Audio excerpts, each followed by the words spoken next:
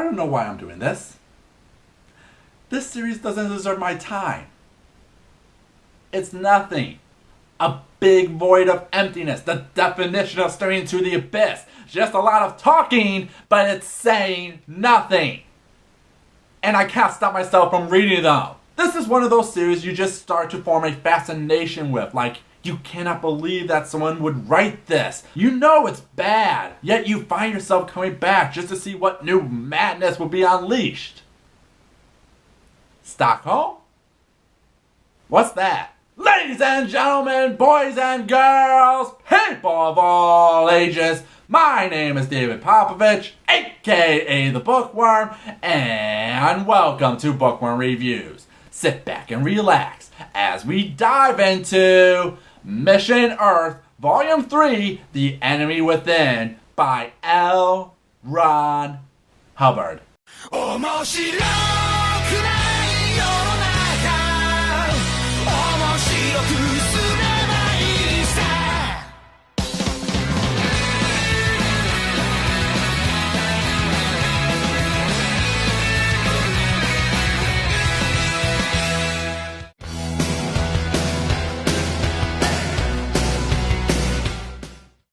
Okay, time for a quick refresher. Let's see if I could keep it under a minute. And go. The Voltaire Confederacy sends super amazing good guy General, no I am not over his name, Heller, to Earth for a simple mission. All he had to do was go to Earth. We know it as Lipto P3, and quietly introduce a few advances into their backwards technology, so the planet would still be inhabitable by the time Voltaire invaded it in another century. It didn't matter that he didn't know the whole mission was a ruse. Lumbar Hiss, as the head of the apparatus, has fooled the Grand Council into sending a mission rather than a costly preemptive strike that would have destroyed Hiss's major resource in his plan to become Emperor, the deadly Earth drugs that we were secretly shipping from our base in Afon, Turkey. Lumbar uses the drug to control the government and the masses, and he sends his agent Sultan Gris to make sure Heller fails in his mission. But when Heller gets to Earth, everything they planned for goes down the drain. He came to Lipto P3 to handle planetary pollution, not diplomats, whores, mafia, FBI, and the IRS. No, I am not going to explain how any of that happened, because none of it matters. Like I said, this series is a bunch of nothing. So why doesn't Gris kill Heller? That's because Heller has something called a Platon, used to authorize his reports, and if they get no reports from him, then the invasion happens, ruining everything. But if Gris doesn't kill Heller, then the secret assassin will. Sultan Gris, I was told to remind you from time to time that somebody unknown to you is around with orders to finish you off if you mess up. Cause somebody has to remind the audience the same plot point that gets no development a dozen times throughout the novels. And time. Damn.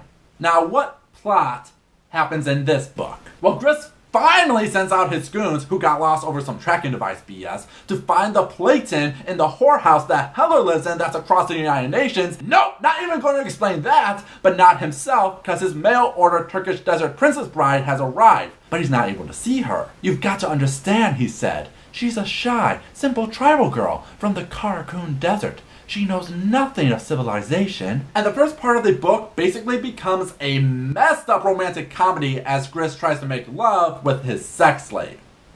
And by love, I mean she does sucker punch dances and cries about not having the basics of life. I sigh for the deprivation of not having silk handkerchiefs, French bubble baths, antiperspirant, and Chanel No. 5. Really? Naturally, she needed money to buy necessities. How she must have missed them, tending camels in that sandy waste. Boy, you're getting played! And he never connects the dots, even though she asks for a BMW that somehow she can drive later.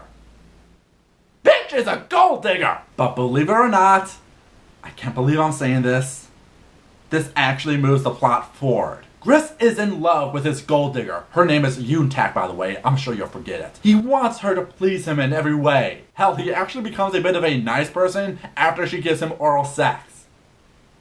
I can't believe the words this book is making me say, but it's true. But his quest to win her distracts Gris from stopping Heller's mission. He learns his goons fail, but he doesn't care. He learns Heller is making a new cheaper fuel, but he doesn't care. But when the secret assassin threatens to kill Utak if he doesn't complete his mission, that gets Gris to get off his ass and go to New York to meet up with Dilbert John Rockefeller, the guy who basically makes the drugs and rules the world, and become a spy for him to out Heller, get the plates in, and complete his mission. My God.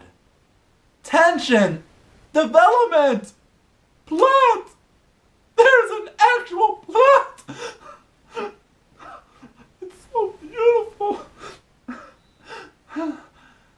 Too bad it's still crap. While the book actually gets rolling with what it set out to do, it's still filled with the same BS as always, like Rocket Center is shown to be as crazy as Hiss with illusions of grandeur, like making sure everyone has abortions whenever they can because he hates competition. Then at one point, Heller goes undercover by putting on blackface. Literally, he has a device that changes his pigmentation to look black.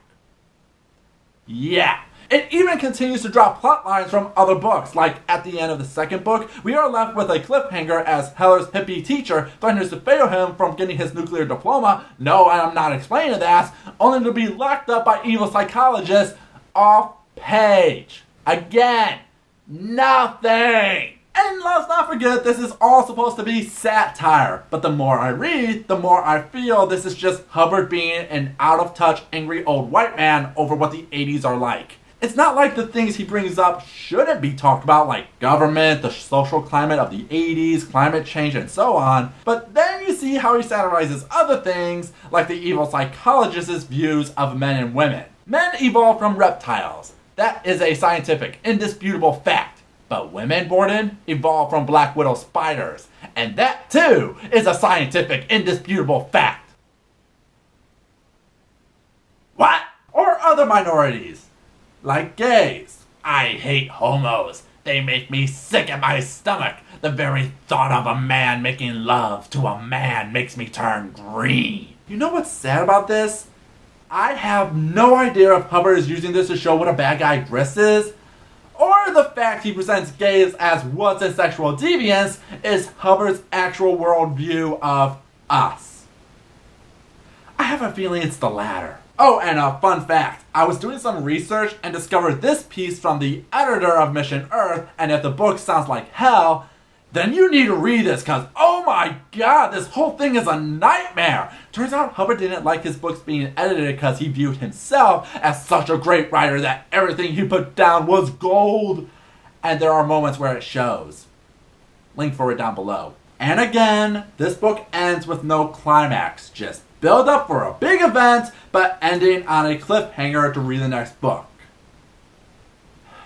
Look, you shouldn't read the series. There are some funny moments in the so bad it's good way, but a lot of it is still just a bloated mess even when the plot is moving forward. It is better than the last book, but it's still the same crap I've come to expect.